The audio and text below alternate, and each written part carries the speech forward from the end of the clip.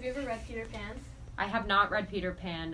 However, I am planning to this summer, really because Mr. Teresi advised me that it would be a good book to really explain a character through a psychological lens, specifically the psychoanalytic perspective, which kind of focuses on how past and childhood experiences and the unconscious really inevitably really influence behavior.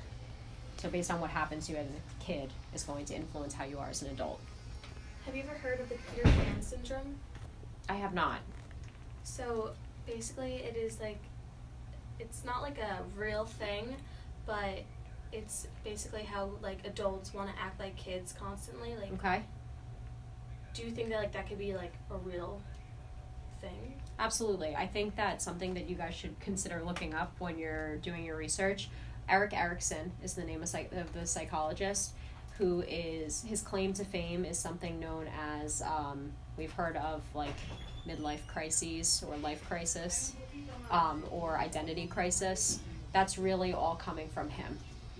So he created basically a stage theory that represents different time frames within a person's life where they could go through some type of social, emotional dilemma. And very commonly, if people don't feel as though they're measuring up to where they should be at that point in time in their life, they will fall victim to that. So they'll start behaving maybe as, I'll say, a younger person, or maybe trying to compensate by acting like they're older than they actually are. So for example, maybe you have a teenager who doesn't feel like they're measuring up to the standards of a typical teenager, so they start acting kind of like an adult because they'd rather kind of compensate for what they're lacking, what they're missing in their lives. How much of an impact does growing up without a mother's influence really have on a young boy? Huge. So one of the things you can also research is going to be attachment theory. Okay, and attachment theory is really all about exactly what you're suggesting, the connection, both emotional and physical, with the mother, really specifically the primary caregiver. In most cases it would be the mother and the child. Okay, and what psychologists have found is this emotional and physical bond early on really sets the tone for the rest of their life. If they don't have a person to really connect to early on, they don't necessarily feel as though they can trust others. They definitely have issues in terms of feeling like they don't have a lot of support within their life, a lot of encouragement within their life. And in a lot of ways, they probably in later life could suffer from low self-esteem and of a lot of identity crisis issues like we talked about before. In general, do you think that an author's personal experience influences their writing? Absolutely. I think it would be very difficult for an author not to be influenced by their own personal experiences.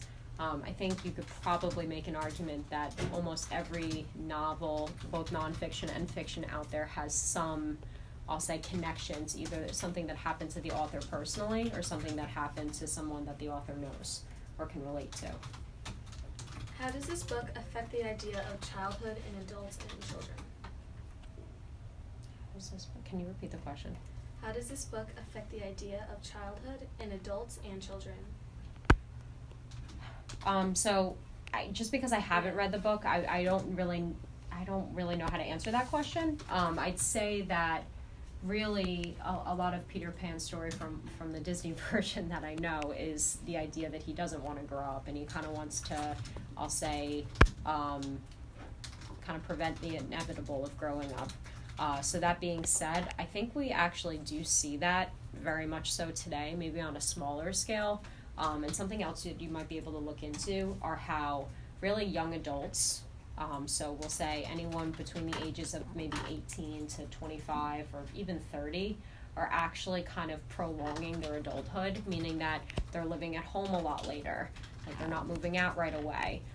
They might be attending college for more than 4 years as a way to kind of prevent having to take those next steps into adulthood.